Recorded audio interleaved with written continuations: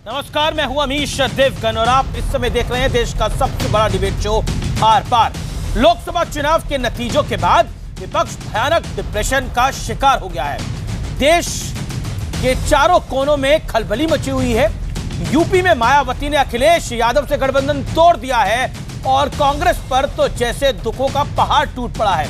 पंजाब में अमरिंदर सिंह और नवजोत सिंह सिद्धू आमने सामने है। राजस्थान में अशोक गहलोत और सचिन पायलट के बीच में बड़ा तनाव है। कर्नाटक में सरकार पर तलवार लटक रही है।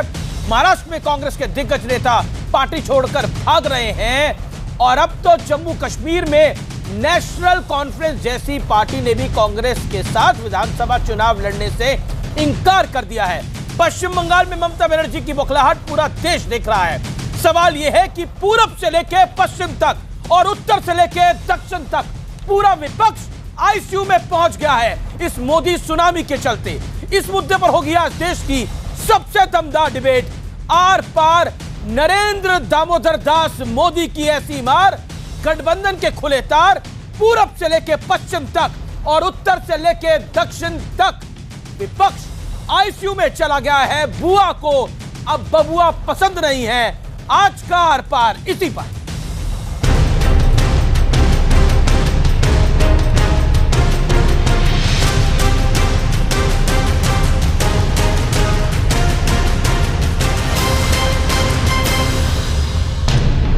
पूरब से पश्चिम तक और उत्तर से दक्षिण तक विपक्ष पर मोदी की प्रचंड जीत का साइड इफेक्ट्स दिखने लगा है।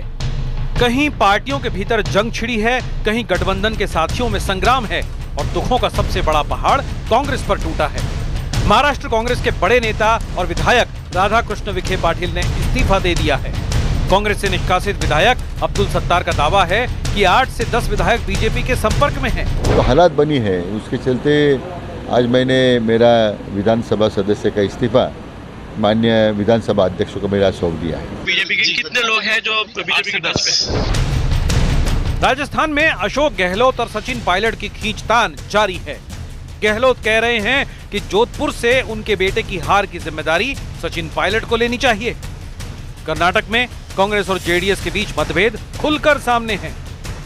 सिद्धरामैया जी का जो एरोगेंट बिहेवियर है, एटीट्यूड है, तो ये इसके कांग्रेस लोकल लीडरशिप के ऊपर मैंने पहले ही कहा, जिस तरह स्टेट लीडरशिप बिहेव कर रही है उसको मैंने कंडेम किया है। पंजाब में भी कैप्टन अमरिंदर सिंह और सिद्धू के बीच की तनातनी सबके सामने है। फारूक अब्दुल्ला ने भी कांग्रेस को झटका देकर विधानसभा चुनाव अकेले लड़ने का फैसला किया है। वैसे बिहार से एनडीए के लिए भी संकेत ठीक नहीं है। नीतीश कुमार कल जीतन राम मांझी की इफ्तार पार्टी में शामिल हुए और इसके बाद कयासों का बाजार गर्म है। गिरिराज सिंह ट्वीट करके नीतीश कुमार पर निशाना साध रहे हैं।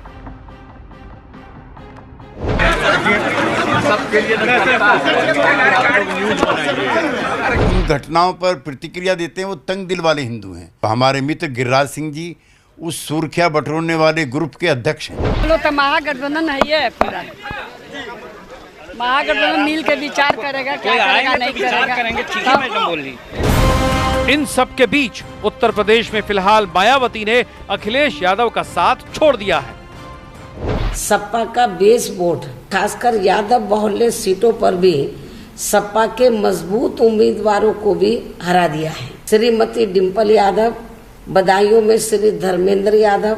हार जाना तो ऐसा है जो अब हमें बहुत कुछ सोचने पर मजबूर करता है। कुल मिलाकर मोदी की प्रचंड जीत की मार ऐसी पड़ी है कि उत्तर प्रदेश से पंजाब तक, कर्नाटक से राजस्थान तक विपक्ष आईसीयू में नजर आ रहा है। इसी मुद्दे पर होगी आज देश की सबसे बड़ी बहस। मोदी की मार, गठबंधन के खुले तार। और अब विश्लेषण सुने विपक्ष पर मोदी की मार का विश्लेषण। चुनावी हार के बाद कांग्रेस पर अपनों का खुला वार, कई अपने एक दूसरे पर वार कर रहे हैं। कर्नाटक से कश्मीर तक कांग्रेस को झटके पे झटका। राधाकृष्ण विखे पाटिल महाराष्ट्र में छोड़ गए हैं। कश्मीर में भी दिक्कत है, नेशनल कॉन्फ्रेंस ने साथ छोड़ दिया है और कर्नाटक के अंदर जेडीएस और कांग्रेस आमने सामने है। राजस्थान, पंजाब, मध्य प्रदेश में कांग्रेस में गृह युद्ध है। राजस्थान में सचिन पायलट वर्सेस अशोक गहलोत, पंजाब में कैप्टन अमरिंदर सिंह जो कि कांग्रेस के चैंपियन मान सकता हूं मैं उनको, उनका मुकाबला है नवजोत सिंह सिद्धू से, जिन्होंने कांग्रेस की बड़ी मत पिटवाई इस चुनाव के अंदर। और दूसरी तरफ है मध्य प्रदेश में कमलनाथ बनाम ज्योतिरादित्य सिंधिया बनाम दिग्विजय सिंह भी हम कर सकते हैं। बढ़ता हूं आगे, उत्तर से दक्षिण तक पार्टियों का कांग्रेस से जबरदस्त तरीके से किनारा है। बुआ ने फायदा लिया, फिर भतीजे को किनारे कर दिया। यह दिलचस्प है। बुआ को लगा कि 10 सीटें पहले उनकी शून्य थी, 10 आ गई, उसके बाद भी उनको नुकसान हो रहा है, तो बबुआ से किनारा कर लिया। यह बड़ा दिलचस्प वाक्य है। प्रधानमंत्री ने कहा था बहराइच में कि 23 मई आने दीजिए, ये लोग एक दूसरे के कपड़े फाड़ेंगे। तो क्या उसी दिशा में आगे बढ़ रहा है मामला? लोकसभा चुनाव में हार के बाद बिखर गया है समूचा विपक्ष। आज आर पार इसी पे करेंगे। डॉक्टर सुधांशु त्रिवेदी मेरे साथ है, भारतीय जनता पार्टी से, उनका स्वागत है। मेरे साथ मनोजीत मंडल हैं, टीएमसी के समर्थक है, प्रोफेसर हैं, लर्नेड आदमी हैं, उनका अभिनंदन है, स्वागत है। मेरे साथ इस चर्चा में ए के वाजपेयी हैं, एनडीए के पार्टनर हैं, महासचिव हैं, चीफ स्पोक्सपर्सन है एलजेपी के, उनका स्वागत है। मेरे साथ इस चर्चा में जुड़ रहे हैं बाकी मेहमान भी, उनका भी स्वागत है। ए के वाजपेयी मेरे साथ है, सीपी राय प्रवक्ता पीएसपी के होंगे मेरे साथ, अजय आलोक प्रवक्ता जेडीयू के होंगे, अग्रवाल साहब मेरे साथ स्टूडियोज में हैं, उनका भी स्वागत है। और साथ ही साथ सतीश प्रकाश भी मेरे साथ होंगे, उनका भी स्वागत है। राजनीतिक विश्लेषक के तौर पर अग्रवाल साहब हमारे साथ स्टूडियोज में बने हुए हैं। मैं सीधा रुख करता हूं इस समय की बड़ी खबर का, और बड़ी खबर इस समय जो है वो ये है कि अमित शाह ने गिरिराज सिंह को डांट लगाई है, फटकार लगाई है। और यह फटकार लगाई है क्योंकि उन्होंने जो एनडीए की, या फिर कहें जो नीतीश कुमार की इफ्तार पार्टी थी, उस पर एक तंज कसा था। अमित शाह ने बहुत खुले रूप से बोला है कि नीतीश से माफी मांगने को भी कहा है, आगे इस गलती को नहीं दोहराना चाहिए, और गठबंधन पर अपनी हैसियत से ज्यादा ना बोला जाए, यह भी सलाह दी गई है। गिरिराज ने किया था नीतीश कुमार परिवार। तो सबसे पहले तो ए के वाजपेयी, ये होना था या आप लोगों ने करवाया है? क्या चीज करवाई? ये जो गिरिराज सिंह को डांट पड़वाई है। नहीं, गिरिराज सिंह को तो पहले भी कई बार हिदायत मिली है कि भाई इस तरह के बयानबाजी ना किया करें। देखिए, इतना बढ़िया रिलेशन चल रहा है गठबंधन का, 2014 से हम लोग साथ, उसके बाद नीतीश बाबू हमारे साथ, पीछे 18 साल उन्होंने सरकार चलाई, और आप इस तरह की बचकानी हरकतें करेंगे। लेकिन मुद्दे की बात यह है कि अमित शाह जी ने फौरन एक्शन लिया। देखिए, मोदी प्रधानमंत्री सरकार चलाएंगे संविधान के हिसाब से, अमित शाह चलाएंगे संविधान के हिसाब से, लेकिन जहां पार्टी के डेकोरम की बात है, अभी भी पार्टी के अध्यक्ष और उन्होंने फौरन एक्शन लिया। ठीक है, अब देखिए, गठबंधन की राजनीति जो जात पात बेस है, वो सब खत्म हो गया। वो जात पात की केमिस्ट्री लगा के 53% वोट मिल जाएगा, वो सब मामला गड़बड़ा। उत्तर प्रदेश में तो माया टूट गई है। बुआ को बबुआ का साथ नहीं पसंद आया। मैं अग्रवाल साहब आपका रुख करता हूं और बड़ा स्पष्ट सवाल आपसे पूछता हूं, और मैं जानना चाहूंगा आपकी प्रतिक्रिया क्या है। कांग्रेस में सब कुछ ठीक नहीं है, यह साफ दिखाई दे रहा है, क्यों? देखिए, कांग्रेस में तो सब ठीक चल रहा है। बाकी जो अभी आप गठबंधन की बात उत्तर प्रदेश में कर रहे हैं, मैं कांग्रेस की बात कर रहा हूं। इस समय मैं बात कर रहा हूं जो कर्नाटक नहीं, जो अशोक गहलोत बनाम सचिन पायलट चल रहा है, जो ज्योतिरादित्य सिंधिया बनाम कमलनाथ चल रहा है, जो सिद्धू बनाम कैप्टन अमरिंदर सिंह चल रहा है, जो दक्षिण में दे दनादन चल रहा है। मेरी जानकारी में तो दक्षिण में जो आप कर्नाटक का भी चुनाव हुआ, उसमें कांग्रेस पार्टी चूंकि बगैर ईवीएम के चुनाव हुआ है, बहुत बढ़िया उसमें रिजल्ट कांग्रेस पार्टी के पक्ष में आया है। दूसरे नंबर पे जो आप ये इतने झगड़े बता रहे हैं मध्य प्रदेश के, राजस्थान के और जगहों पे, ऐसा कोई झगड़ा कांग्रेस पार्टी में मुझको दिखाई नहीं देता। एज ए राजनीतिक विश्लेषक मैं ये कहना चाहूँगा कि झगड़े तो ये हैं इस समय कि जो पीछे हमारे आदरणीय प्रधानमंत्री जी ने ये कहा वेस्ट बंगाल में, सुनो तो मेरी बात सुन लो, महाराष्ट्र में 40 विधायक उनके संपर्क में हैं। ऐसी बात लोकतंत्र के रहते हुए, लोकतंत्र की मर्यादा में, कम से कम प्रधानमंत्री साहब से मैं निवेदन करना चाहूंगा कि उनको इस तरह की बात करने की आवश्यकता नहीं है।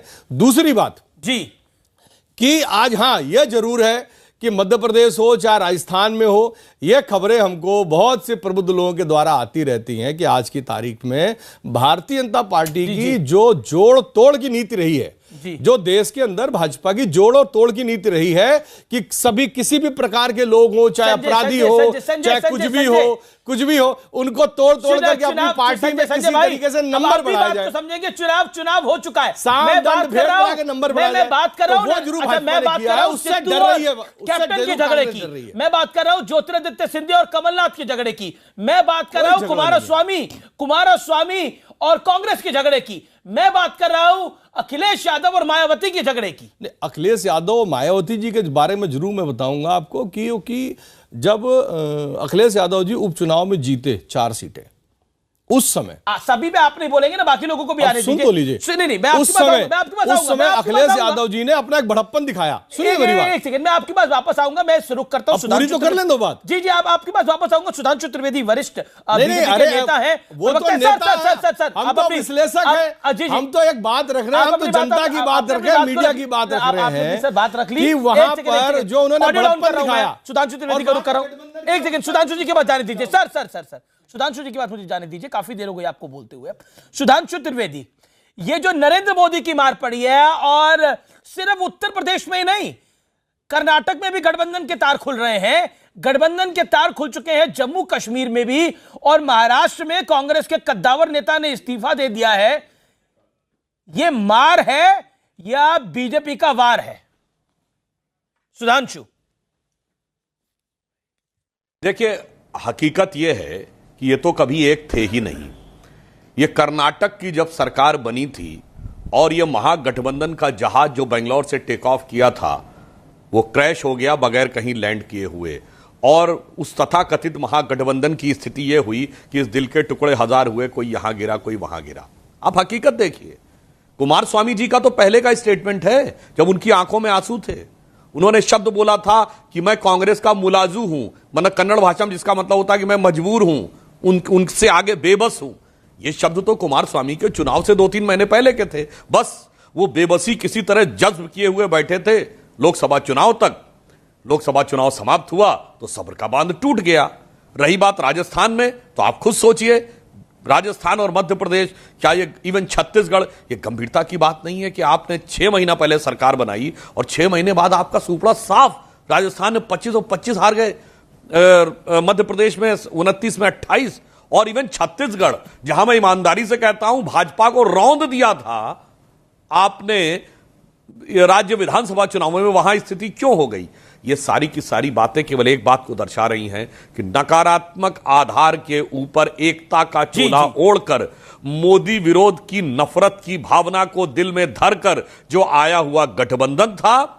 अमीश जी, ये 2019 का चुनाव एक मामले में महत्वपूर्ण था। इसमें फर्स्ट टाइम वोटर वो था जिसने 21वीं सदी में अपनी आंख खोली है, जिसे हम मिलेनियम जनरेशन कहते थे, सन 2000 के आसपास जो पैदा हुए। तो मिलेनियम जनरेशन ने एक मिलेनियम मैंडेट दिया और इस ढंग की नकारात्मक राजनीति को ध्वस्त करने का संजय, मैं आपको रुक करता हूं। इस हकीकत को विपक्ष को समझना होगा। सुधांशु, आपने अपनी बात को रखा। सुधांशु, संजय, आपके पास 40 सेकंड, आप अपनी बात को रखिए। मेरा बड़ा स्पष्ट सवाल है, क्या आपको लगता नहीं है जो नरेंद्र मोदी कह रहे थे 23 मई से पहले कि 23 मई आने दीजिए, ये नेता एक दूसरे के कपड़े फाड़ेंगे, आगे आगे देखिए होता है क्या? एग्जैक्टली वही हो रहा है, आपकी पार्टी में भी वही हो रहा है?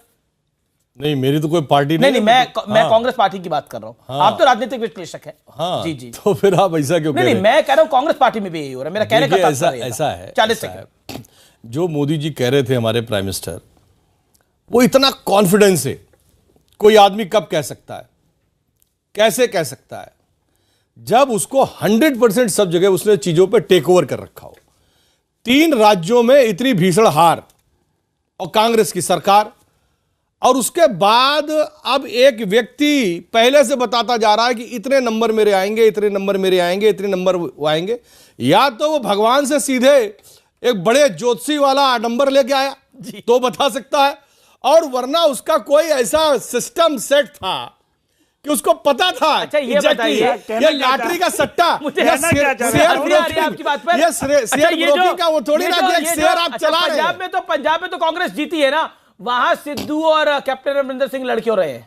बताइए। वहां पर बताइए इस्टैब्लिश सरकार है, आपने जिस तरीके से मार काट तोड़ फोड़ भाजपा ने मचा दी वेस्ट बंगाल में। सुन लो मेरी बात, वेस्ट बंगाल का पंजाब से मतलब क्या है? वेस्ट बंगाल में मारकाट तोड़फोड़ मचाई। अब उनका टारगेट क्या है कि भाई साम दंड भेद, साम दंड भेद लगा करके भाजपा ने अपनी सरकार बना ली और आज की तारीख में अब ये 5-7-8 राज्य है। मुझे मुस्कुराना भी आ रहा है और आप पे तरस भी आ रहा है। ओके सुधांशु जी, आप अपनी बात को रखिए। आपने संजय जी अपनी बात को बोला। देखिए संजय जी का राजनीतिक विश्लेषण पूर्णतः एकांगी और पूर्वाग्रहग्रस्त प्रतीत हो रहा है। मैं पूछना चाहता हूं, ये राजस्थान, मध्य प्रदेश, छत्तीसगढ़ में तो आपकी सरकार थी, मतलब कांग्रेस की सरकार थी, तो वहां पे किसने मैकेनिज्म बना लिया अगर आप उस तथाकथित मैकेनिज्म की बात कर रहे हैं तो? और तमिलनाडु में तो एआईएडीएमके की सरकार थी, जो साफ हो गया। एआई जो हमारे एनडीए का हिस्सा था वहां साफ हो गए, जबकि सरकार भी, राज्य सरकार भी हमारी थी। इसलिए मेरा मानना है इस प्रकार की चीजों पे व्यर्थ के दोषारोपण की बजाय ईमानदारी से जनता के जनादेश को स्वीकार करिए, तो मेरे विचार से भविष्य की राजनीति स्वस्थ और बेहतर प्रतिस्पर्धात्मक हो चुकेगी। मैं कह रहा हूं एक मजबूत विपक्ष चाहिए। अगर विपक्ष न मोदी जी के समकक्ष तो छोड़िए, घुटने तक का कोई नेता खड़ा कर पा रहा है, न उनके पास व्यवस्थित संगठन है जो अमित शाह जी ने जैसा खड़ा किया हुआ, न स्पष्ट विचार और नीति है। हमारी विचारधारा भी स्पष्ट, संगठन भी सुदृढ़ और मोदी जैसा लोकप्रिय नेतृत्व। आप तीनों पैरामीटर्स आगे खड़े होइए, हम शुभकामना देते हैं। छोटी छोटी बातें देखिए अग्रवाल साहब, बाकी पैनल पे लोग हैं, नहीं देखिए आप अपनी टर्न पे बोलिए। मेरा निवेदन है, मेरा कटिबद्ध निवेदन है। अजय आलोक मैं आपका रुख करता हूं। बुआ ने बबुआ को छोड़ा, जैसे ही छोड़ा वैसे ही कुछ खबर आने लग गई कि गिरिराज सिंह ने ट्वीट कर दिया, लेकिन अभी अमित शाह ने एक ऐसी डांट पिलाई है जिसके बाद लगता है वो ट्वीट नहीं करेंगे या करेंगे वही जाने।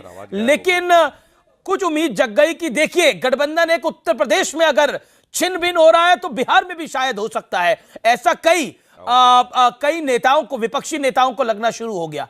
क्या कहना चाहते हैं आप? देखिए मैं आपको एक ट्वीट दिखाता हूं जो टाइम्स ऑफ इंडिया ने किया है। ये मेरा ट्वीट नहीं है जी। इसमें राबड़ी जी कह रही हैं कि नीतीश जी महागठबंधन ज्वाइन कर सकते हैं। ये देखिए टाइम्स ऑफ इंडिया का कोट है, मेरा कोट नहीं है भाई। आपको अमित जी याद, आप बता दीजिए कर सकते हैं क्या? कुछ है विचार ऐसा? जस्ट 15 दिन पहले तक मुझे तो वही हंसी आ रही है, तो मैं उसका विश्लेषण आपको दे रहा हूं जी। ये देखिए भगदड़ कैसी मची है। आज से मात्र 10 दिन पहले तक क्या नाम से हमारे नेता को बुलाया जाता था? कौन चाचा, कौन राम, कौन चाचा, कौन राम, सब भूल गए। अब वोट की चोट पड़ी तो चचा याद आने लगे कि चचा वापस आइए, भतीजे को जरूरत है। भैया भैंस आपने खुद से पानी में डाली है, तो हमसे क्यों उम्मीद कर रहे हो कि हम निकालें? ये सारे महागठबंधन, मैंने आपको घोषणा किया था 21 तारीख को आपके प्रोग्राम में मैं बैठा था जी, बिल्कुल। मैंने कहा था 23 तारीख के बाद से एक दूसरे को गाली देने का अवसर शुरू हो जाएगा। AK वाजपेयी आप दोनों ने ये घोषणा करी थी कि 23 तारीख आने दीजिए, मेरे कार्यक्रम में करी थी AK वाजपेयी ने। आपने, प्रधानमंत्री मोदी ने बहराइच की रैली में कहा था 23 मई आने दीजिए, एक दूसरे के कपड़े फाड़ेंगे। बिल्कुल आपने कहा था, इसमें कोई दोराई नहीं है। लेकिन अब ईवीएम को गाली देंगे, ईवीएम को गाली देंगे। देखिए आपके राजनीतिक विश्लेषक बैठ के ईवीएम को गाली दे रहे हैं, संजय अग्रवाल। तो ये तमाम बातें होंगी, लेकिन यही सब बातें इनके भविष्य का गड्ढा और बड़ा कर रहा है। क्योंकि अगर जिम्मेदार विपक्ष बनना है तो अपनी जिम्मेदारी निभाइए। नेगेटिव नैरेटिव में जाइएगा तो 24 में भी उपाय नहीं हो पाएगा। तो 24 तक कोई पॉजिटिविटी लाइए अपने में, मंथन कीजिए। जिम्मेदारी जनता के प्रति होनी चाहिए महोदय। तो अपने प्रति तो पहले जिम्मेदारी कर लीजिए। तो बिहार की जनता को भी ठग लिया। पहले आपने आईना दिखाया लालू यादव का, ये देखिए आपने फोटो दिखाई, मार्केट किया आपने लालू यादव फैमिली को। उसके बाद आपने सरकार बना ली। अब तो मोदी का चेहरा दिखाया, अरे भाई इसका चेहरा दिखाया, रामविलास का चेहरा दिखाया। बिहार में आगे का सत्य हो चाहे वर्तमान हो, आपको खेलना तो सत्य पे पड़ेगा। आप सत्य से अच्छा अलग नहीं हो सकते हैं। झूठ कौन बोल रहा है आज? अरे भाई तो झूठ। अच्छा, जब आप बताइए आपने एक गठबंधन बनाया, लालू यादव नीतीश कुमार का गठबंधन बनाया, बाद में सरकार बन गई तो आप भाजपा के पास पहुंच गए। अरे इसमें हल्का काम किसने किया? हल्का काम आपने किया लालू यादव पार्टी के साथ में, और उससे बड़ा हल्का काम किया आपने जनता के साथ में कि आपकी कोई ना आइडियोलॉजी है, ना आपका कोई विजन है, ना आपका कोई मिशन है, आपका कुछ नहीं है। संजय आप चुप रहिए। जो बचा खुचा 52 है ना, वो जो बचा कुचा 52 कांग्रेस के पास रह गया है, आपके जैसे सलाहकार रहेंगे तो 52 को जोड़ दीजिए, 5 और 2 7 हो जाएंगे आने वाले अरे चुनाव में। आपके पास बहुत क्या जरूरी बचा है? कांग्रेस पार्टी को आप लोग जैसे कहाँ थे, कहाँ पहुंच गए? सीपी राय का रुख हमारे करके पास मनोज तो मंडल जो भी बचा है, इंतजार कर रहे हैं। कहाँ पहुंच गए? नहीं आए हम। सीपी राय, ये तो सच निकला कि ये जो गठबंधन था अखिलेश यादव का या मायावती का, ये कहीं ना कहीं सत्ता के लिए था, सत्ता की लोलुपता के लिए था, और मायावती ने इसका फायदा भी लिया और वो सारा ठीकरा अखिलेश यादव पर मर रही है अब कि समाजवादियों ने हमारी मदद नहीं करी।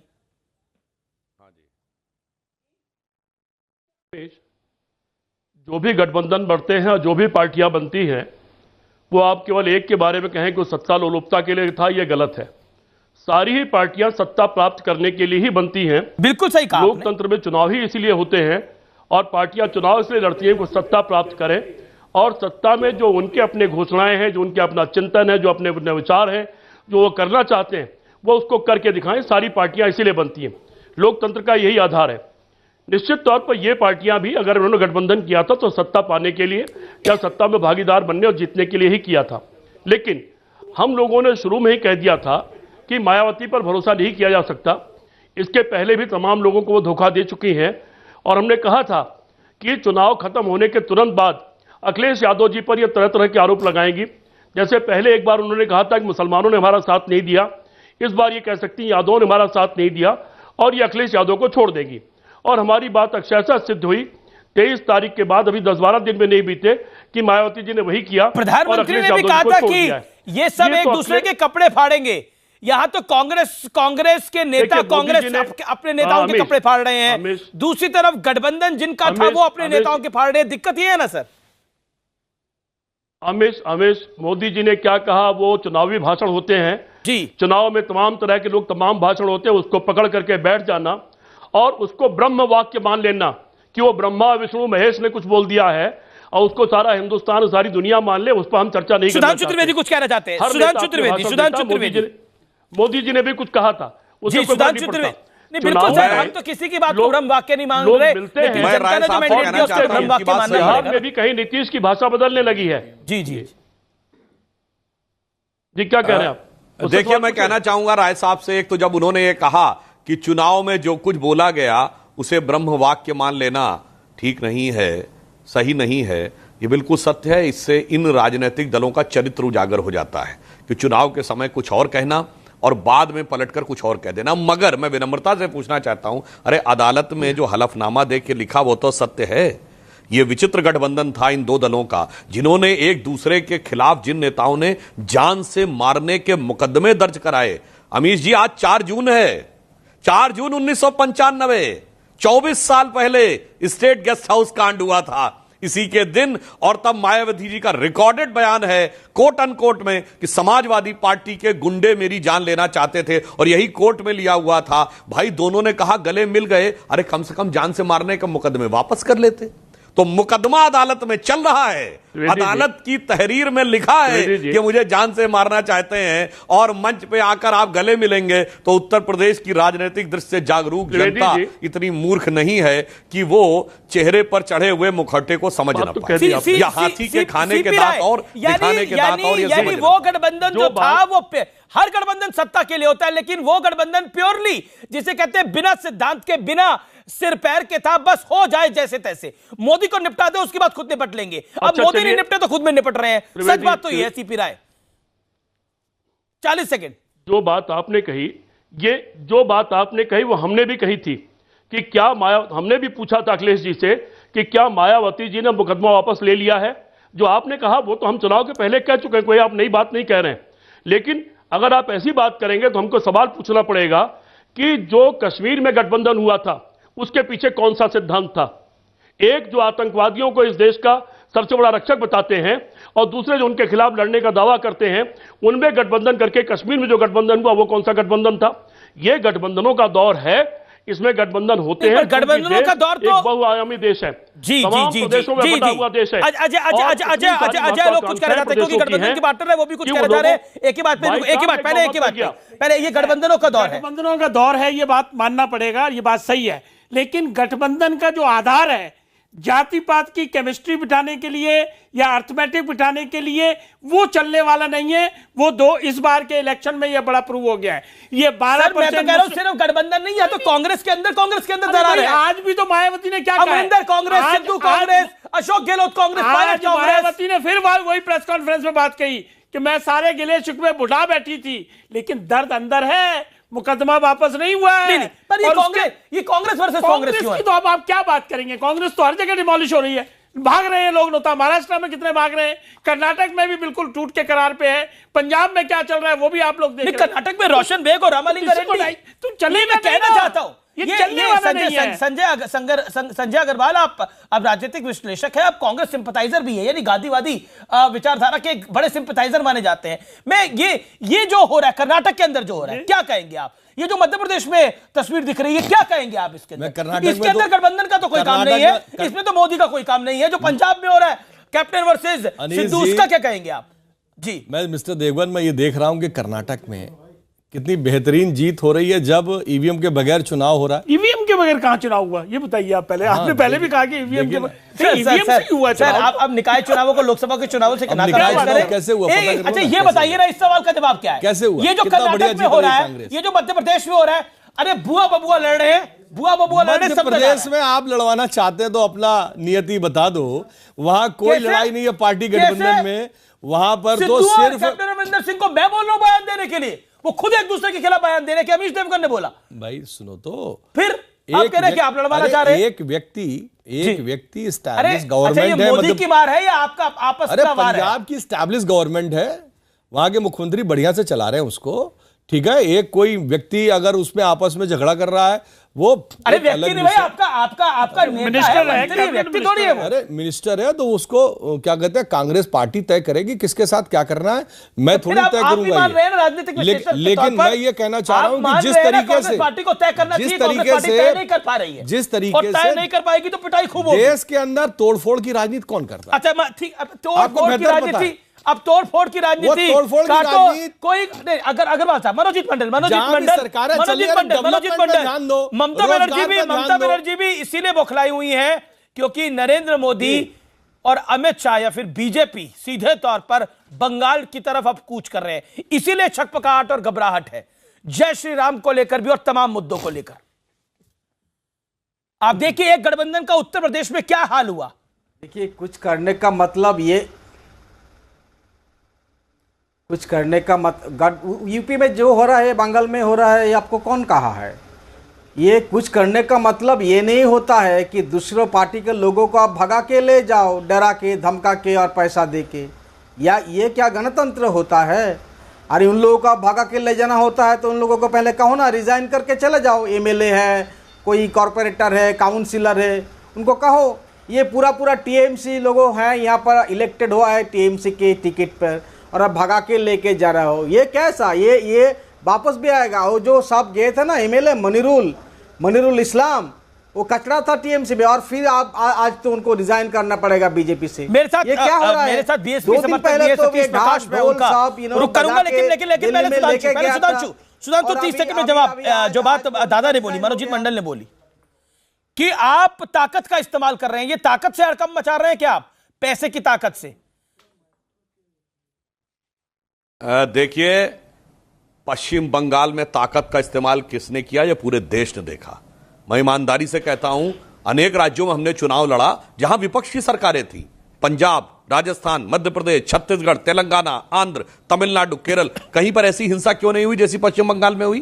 ताकत का जैसा दुरुपयोग किया गया है वो पूरे देश ने देखा है, और इस दुरुपयोग और दमन के विरुद्ध मोदी जी की नीतियों के साथ राष्ट्रवाद को कुचलने वाले नेतृत्व के विरुद्ध जो पश्चिम बंगाल में जनमानस का उभार था, वो हमारा वोट प्रतिशत 20% बढ़ा है। समझना चाहिए 20%। अरे अभी मनोजीत, ये बात तो स्पष्ट है, जो सपा बसपा के साथ हुआ, आपकी विचारधारा सिर्फ सत्ता की विचारधारा, इसके अलावा कुछ नहीं है। ये सिर्फ सत्ता की विचारधारा है, यानी सब हाथ खड़ा करेंगे, सब हाथ मिलाएंगे सिर्फ सत्ता के लिए और कुछ नहीं है। इसके अलावा no agenda, only agenda was Modi को हटाओ, और उस मोदी हटाओ एजेंडा, नेगेटिव एजेंडा को जवाब मिला। कुछ भी करो दादा ये बात तो स्पष्ट है, सपा बसपा के अंदर जो अब झगड़ा हो रहा है या फिर कहे जो गठबंधन खत्म हो रहा है कि ये सिर्फ लड़ाई, या कर्नाटक में भी जो अलायंस हुआ था जिसमें दीदी भी गई थी बढ़ चढ़कर, या कोलकाता में आपने और ऑपोजिशन की रैली बुलाई थी, वो सब कुछ सत्ता के लिए था। सत्ता नहीं तो तू कौन मैं कौन, सच बात तो ये है दादा, एजेंडा कुछ नहीं था, काम कुछ नहीं था, देश के लिए क्या करेंगे कुछ नहीं था। सत्ता के लिए सब लड़ता है। वो चंद्रबाबू नायडू 4 पीएम की थ्योरी लेकर घूम रहे थे, फिर भी सीएम भी नहीं बने उस दिन रात 12 बजे, उस दिन दोपहर 12 बजे तक। सत्ता का मोदी साहब क्या मोदी साहब क्या केदारनाथ जाने के लिए लड़ रहे थे? सत्ता के लिए लड़ाई है, केदारनाथ जाने के लिए नहीं लड़ रहे थे, सत्ता के लिए लड़ाई है, ये आप स्पष्ट करिए ना। सत्ता के आने के लिए नहीं तो आप स्पष्ट करिए, ये बात स्पष्ट करिए कि सिर्फ सत्ता के लिए लड़ाई है, तो स्पष्ट करिए इस बात को। मैं सतीश प्रकाश का भी रुख करूंगा। सतीश प्रकाश बहराइच में 30 अप्रैल को प्रधानमंत्री मोदी ने बोला था कि 23 मई आने दीजिए, एक दूसरे के कपड़े फाड़ेंगे, तो कपड़े फाड़ने को तैयार है आप लोग। देखो मोदी जी ने बहुत सारी भविष्यवाणी, मेरे सवाल का नहीं आप ही के सवाल का है ना, आप एक भविष्यवाणी की तो बात कर रहे हैं ना। 2014 में से लेकर के 2019 तक इस देश में बहुत सारी भविष्यवाणी नरेंद्र मोदी जी ने करी, और वो सारी की सारी झूठी थी, बेरोजगारों से भी वादा किया था, वो भी झूठ है ना। 45 साल में अगर बेरोजगारी की दर सबसे ज्यादा है तो ये भी भविष्यवाणी थी ना। अगर औद्योगिक उत्पादन की दर सबसे कम है, सीटें सुनिए आप, सुनिए राजनीति में सुनिए सीटों की बात छोड़िए, अगर गठबंधन का एक सीटों के लिए तो करा था ना, सीटें ही बता रहा हूं ना, कितनी आई बताइए। यही गठबंधन उत्तर प्रदेश में अगर विधानसभा वार आप आंकड़े देखेंगे 287 सीटें विधानसभाएं जीती हैं, तो फिर गठबंधन आप लोग, हम ये सच्चाई है, ये सच्चाई है कि जिस अपेक्षा के साथ गठबंधन हुआ था वो सीटें उस पूरे के पूरे वोट को, अच्छा कितनी सीटें आई है बीएसपी की? जीती हुई सीटों में मैं आपसे पूछ रहा हूं बीएसपी की सीटें कितनी आई है? बीएसपी नहीं, पूरे गठबंधन की बात, मैं आपसे पूछ रहा हूं कितनी आई है? अच्छा कितनी आई? ये पूरी की पूरी गठबंधन की सीटें, कितनी सीटें आई ये सबको मालूम है? कितनी? 10 सीटें आई हैं। पिछली बारी कितनी थी? नहीं पिछली, देखिए सुनिए एक बात आप मान के चलिए, मैं आपके पास आता हूं, आप मेरी बात सुनिए, कहीं ना कहीं ये भ्रम की स्थिति फैलाई जा रही है। सतीश भाई आप एक बात मान लीजिए, अनिल जी आप आज नहीं तो कल, नहीं आज नहीं तो कल, पिछली बारी कितनी आई? पिछली बारी कितनी आई? कितना भी जहर घोल दे, कितना भी जहर घोल दे, सच बात है पिछली बारी जानती है आप सुनिए ना, अरे सुनिए फिर गलती कर रहे हैं। राजनीति में मैं तो इसमें डिस्कस ही नहीं करना चाहता, राजनीति में भविष्य सब कुछ है।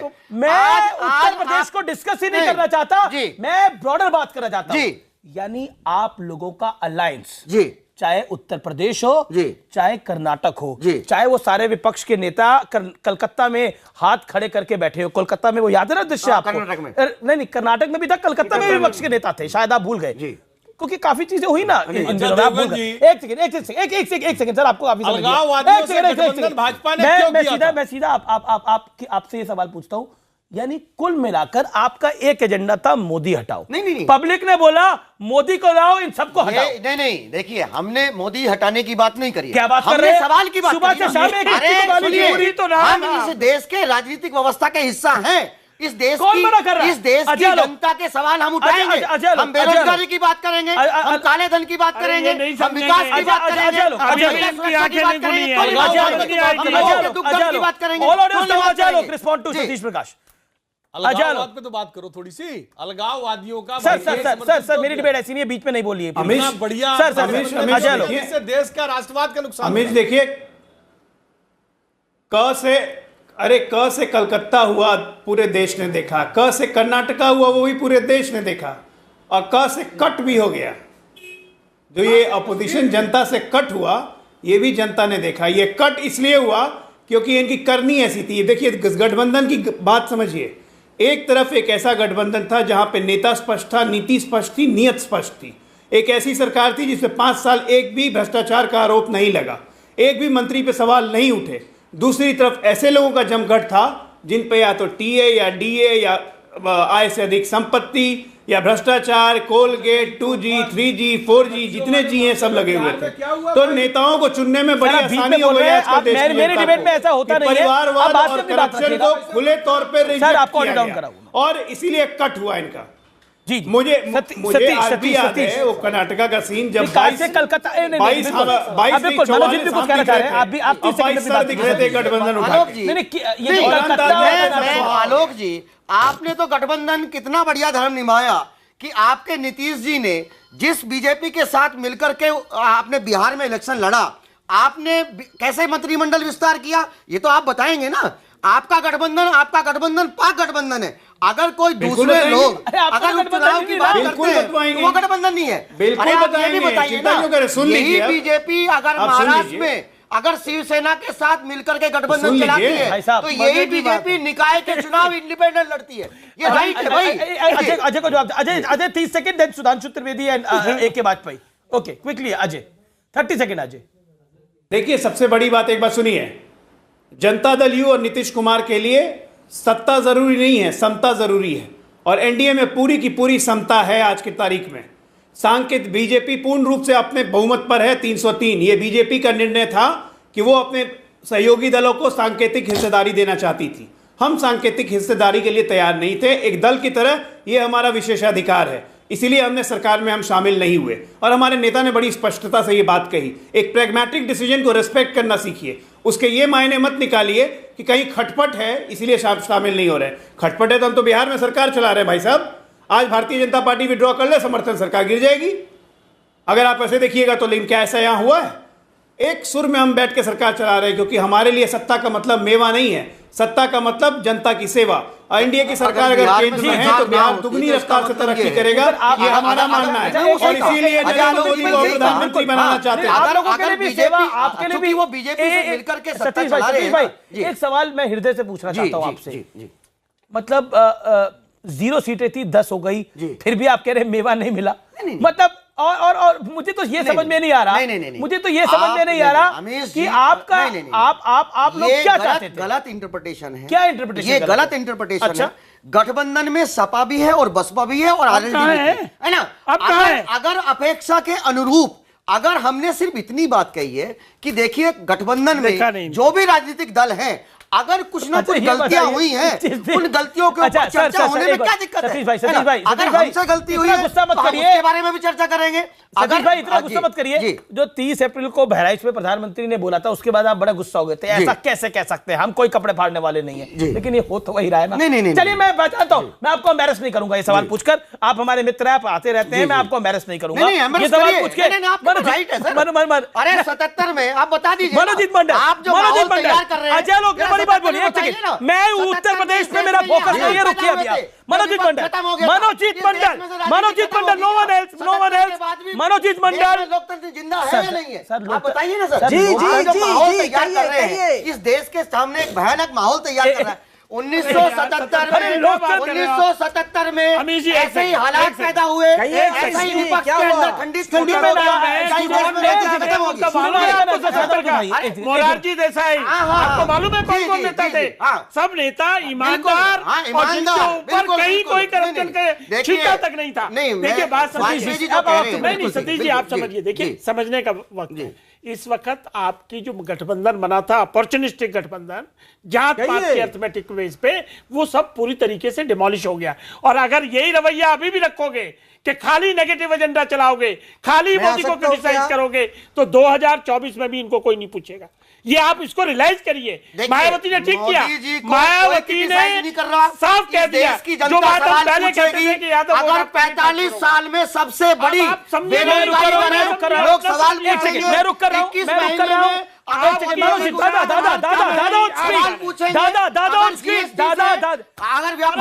सारा कुछ सवाल पूछे आपने दादा। बिल्कुल, कहां से कलकत्ता, कहां से कर्नाटक, और अजय लोग ने बोला कहां से कट भी हो गया सब कुछ। अब बताइए, ये अपॉर्चुनिटिज्म था ना। ममता बनर्जी के साथ सब लोग आए, लेफ्ट भी दिखी, लेकिन लेफ्ट ने आपके खिलाफ चुनाव लड़ा। लेकिन आज लेफ्ट आपके बारे में क्या बोल रही है, आज कांग्रेस के नेता कांग्रेस के नेताओं के बारे में क्या बोल रहे हैं, मैं सब में नहीं आना चाहता। और का से काला मैजिक भी होता है। अच्छा, ब्लैक मैजिक जिसको हम कहते हैं।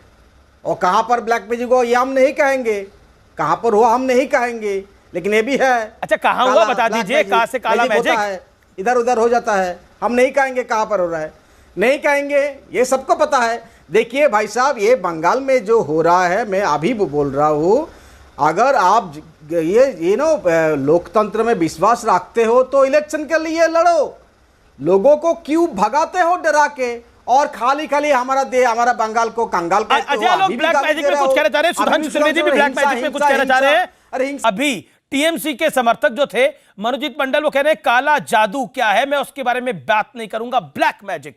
क्या कहना चाहते हैं? ये अशोक गहलोत और सचिन पायलट पे किसने काला जादू कर रखा है?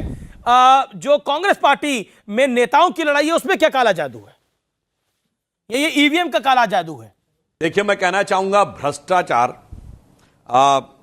अमीश जी, मैं कहना चाहूंगा भ्रष्टाचार, जातिवाद, संप्रदायवाद, अपराधीकरण का जो काला जादू इन्होंने चला रखा था, उत्तर से दक्षिण तक बिखर गया।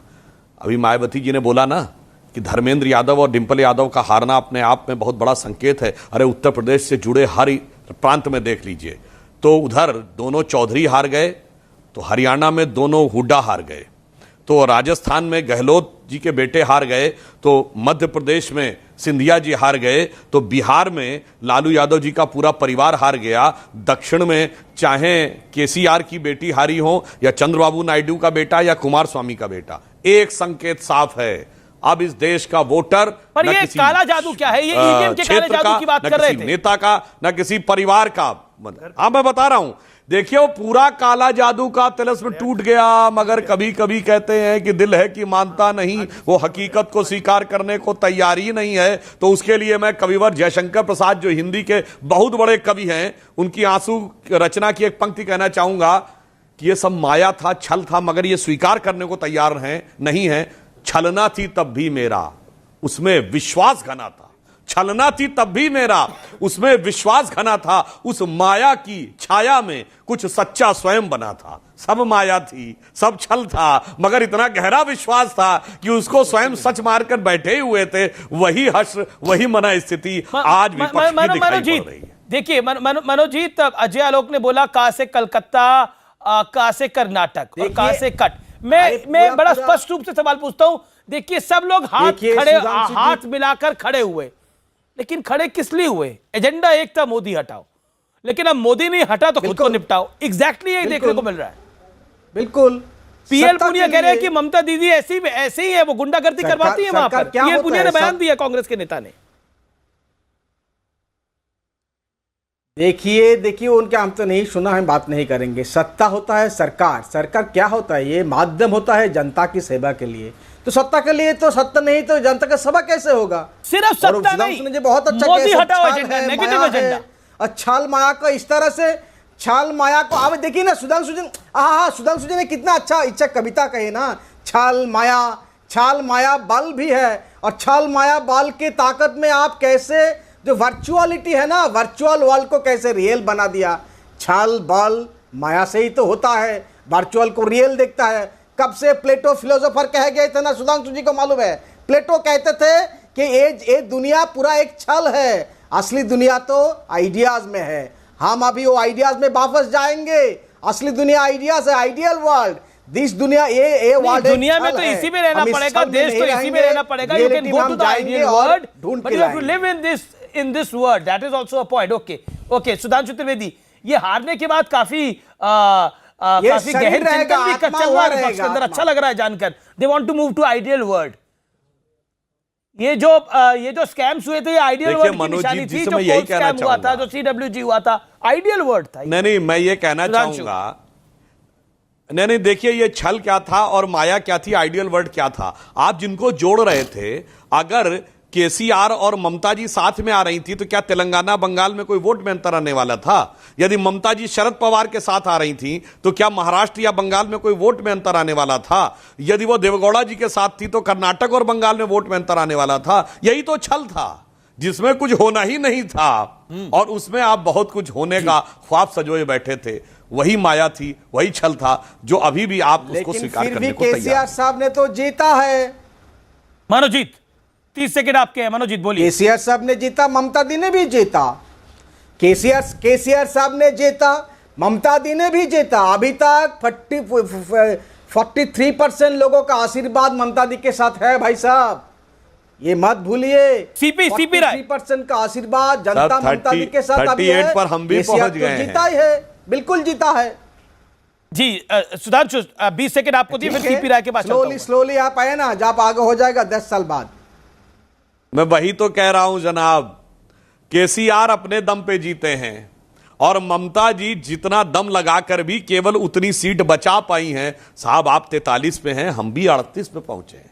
पश्चिम बंगाल में हम 38 पे हैं, हम 18 सीट जीते हैं। कम से कम इसे ईमानदारी से स्वीकार करिए। और जिसे कहते हैं ऑस्ट्रिच साइट, यानी जो शुतुरमुर्गी दृष्टि होती है, जिसे गज नकार वृत्ति कहते हैं कि सामने हाथी दिखाई भी पड़ रहा है परंतु हम उसे देखने को स्वीकार करने को तैयार नहीं है, तो उसे मैं एक पंक्ति और कहना चाहूंगा। जी जी जी देखिए मनोजीत जी, रामधारी सिंह दिनकर की एक कविता है, वो तृणमूल कांग्रेस को इस समय समझ लेनी चाहिए कि मझधार है भंवर है या पास है किनारा, यह नाश आ रहा या सौभाग्य का सितारा।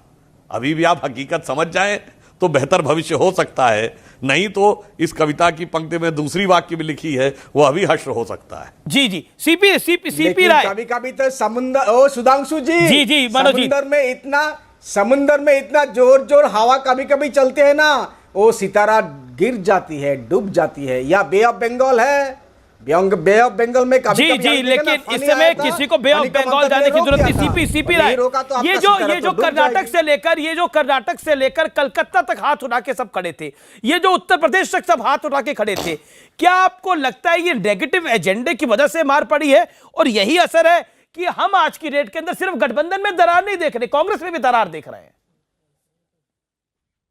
Don't speak as a spokesperson but as a leader. Amesh ji Rai साहब, अमेश 2 मिनट टोकिएगा नहीं। जी 1 मिनट है, 2 मिनट टोकिएगा नहीं। अच्छा 1 मिनट है।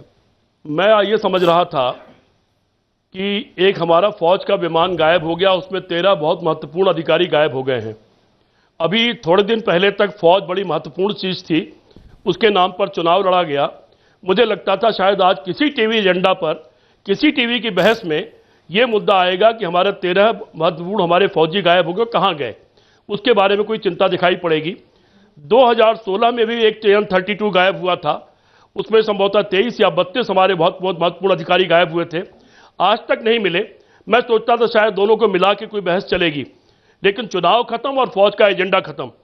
दूसरा एक सवाल आपने पूछा था, सुधांशु जी बहुत ही सुधांशु जी बड़े विद्वान, बहुत ही अच्छे पढ़े लिखे साथी हमारे, बहुत अच्छी कविताएं और तमाम चीज सुनाते हैं। और अच्छा लगा ये देख के कि सुधांशु जी विरोधी दलों की चिंता कर रहे हैं कि विरोधी दल कैसे दोबारा मजबूत हों। धन्यवाद सुधांशु जी इतनी चिंता के लिए कि विरोधी दलों की आपको चिंता है। हम लोग तो बहुत समय से राजनीति कर रहे हैं, उन्होंने अटल बिहारी वाजपेयी को ढेरों चुनाव हारते देखा है, इंदिरा गांधी से हम लोग लड़े हैं जो अजय शक्ति मानी जाती थी, और बंगाल से लेकर कश्मीर तक उनको भी हराया था। भाजपा के 2 सीटें भी हमने देखी हैं, इसलिए इतना अहंकार। ओके सुधांशु जवाब 30 इसका जवाब बनता है सर। 1 मिनट से ऊपर हो गया, 1 मिनट से ऊपर हो गया। सुधांशु जवाब लास्ट 30 सेकंड। सुधांशु त्रिवेदी, आपने मुझे टाइम बहुत कम दिया। सर राय साहब ने बिल्कुल सही बात कही, ज्यादा लोग टाइम दिया। दूसरी बात, 1 सेकंड सर मैं आपको वापस मौका दूंगा। सुधांशु त्रिवेदी 30 सेकंड आपके पास, बोलिए जवाब। राय साहब ने बहुत अच्छी बात कही, चुनाव हारना जीतना बड़ी बात नहीं है, संख्या ज्यादा कम हो जाए बड़ी बात नहीं है। हमारी 2 सीटें आई थी, मैं याद दिलाना चाहता हूं, अटल बिहारी वाजपेयी जी भी ग्वालियर से चुनाव हार गए थे। मुझे बचपन में याद है, बड़े बड़े दिग्गज कांग्रेसी नेताओं को मैंने कहते सुना कि अटल जी जैसे विराट व्यक्तित्व का चुनाव हारना हमें दुख पहुंचाया, हमें कष्ट पहुंचाया। आज राहुल गांधी जी चुनाव हारे वो बड़ी बात नहीं, राजनीति में हार जीत होती रहती है, परंतु बताइए विपक्ष तो छोड़िए, क्या कांग्रेस का कोई नेता भी दिल से मानता है कि वो विराट व्यक्तित्व के थे, वो महान व्यक्तित्व के थे और उनका हार? ठीक है, ओके संजय मैं माफी चाहता हूं, आप आखिर में नहीं आ पाऊंगा, समय नहीं है। निष्कर्ष यही है थोड़ी सी बात कि हार की हाहाकार में इतना झगड़ा हो रहा है, लेकिन झगड़े की बात हुई है उत्तर प्रदेश में जो गठबंधन पे वार हो रहा है, उसकी बहस को हम आगे बढ़ाएंगे। नमस्कार।